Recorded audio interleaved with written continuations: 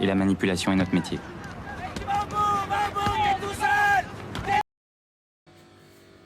Bonjour à toutes et à tous, bienvenue sur le plateau des ondes clandestines. Aujourd'hui, émission toute particulière, on va parler Aliyah et Israël, changement d'identité, phénomène intéressant de renseignement, éminemment, puisque dans le renseignement, en fait, vous savez, il y a cette faculté à changer d'identité régulièrement, couverture, légende et autres, et c'est ce terrain-là que va emprunter Jean-François Carracci au micro des ondes clandestines. Écoutons-le. Il y a la possibilité pour les Israélites de faire son aliyah en Israël. L'aliyah est quelque chose de passionnant et de très particulier.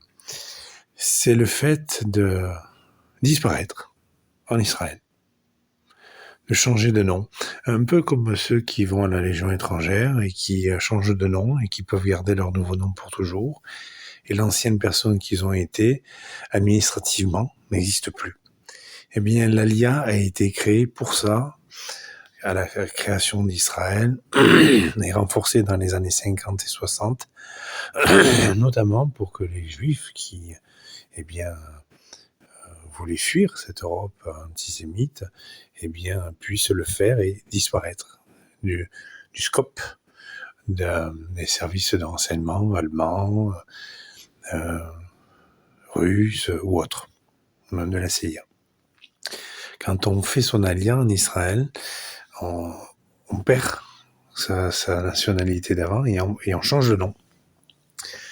Si Jean-François Carracci voulait devenir Jacob Kaplan, eh bien, il pourrait, si bien sûr Jean-François Carracci avait des parents juifs, des grands-parents juifs, etc. Ce qui n'est pas le cas. Même si je défends une théorie qui est confirmée par d'autres, que les maisons royales européennes actuellement descendent de la tribu de David et donc sont juifs par le sang, à défaut de l'être par la pratique. Donc l'aliyah était une forme extrêmement intéressante du point de vue du renseignement. Vous cherchez quelqu'un, vous pistez quelqu'un qui a fait une connerie en Europe, eh bien si Israël accepte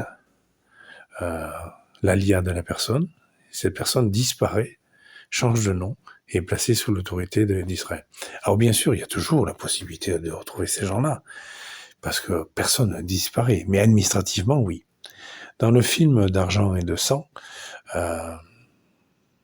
c'est extrêmement intéressant et bien écrit et bien filmé, dont il est question du trafic sur les taxes carbone, bien sûr, mais il est beaucoup question de l'aliyah dans ce film-là, parce que Vincent Lindon, qui est donc ce patron des douanes judiciaire qui traque ceux qui magouillent la TVA dans la taxe carbone, eh bien, fait face à une communauté juive parisienne très bien organisée.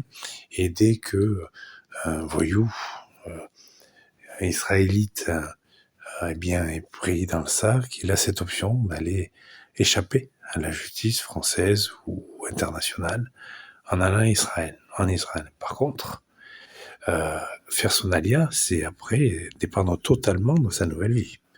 Donc les gens qui avaient de mauvaises habitudes avant, dans leur ancienne identité, eh bien il faut qu'ils changent d'habitude pour leur nouvelle identité. Et ça, c'est très compliqué. Un voyou reste souvent un voyou, n'est-ce pas? Puisque comme on fait une chose, on fait toute chose. C'est l'une des premières phrases, l'un des premiers enseignements que Andréotti m'a enseigné en 2004. Il observe quelqu'un. Sur 10 choses, elle les fera toujours de la même façon. Si une fois elle l'a fait différemment, et qu'il y a un événement en parallèle qui a agi, c'est qu'il y a un révélateur, il y a un signal faible qui est à trouver, à comprendre, à décortiquer et à circonscrire pour que, judiciairement, ça soit intéressant. Donc voilà, ce podcast sur l'aliyah, qui est une forme comme une autre. Aux États-Unis, vous avez affaire aux témoins protégés qui, pareil, ils changent, disparaissent.